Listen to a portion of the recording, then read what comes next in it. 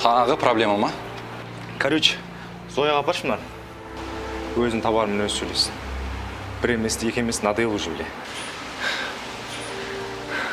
Мамашаға сәлем айт. Бұдан кейін табарын дұрыстап таңдасын. Тура осылай жалғаса беретін болса, қыздарына ғана емес, өзіне де проблема тауып беремін. Жүр, отыр.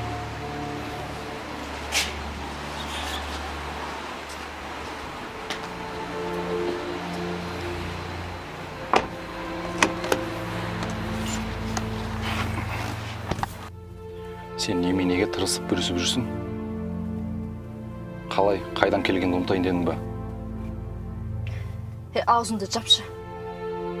Қысатын жерімді қыста апар деген жерге апарса болды ғой. Жарайды. Апар деген жеріңе апарайын. Бірақ сені мамашаларың күтіп отыр. Ол жерге барғаннан кейін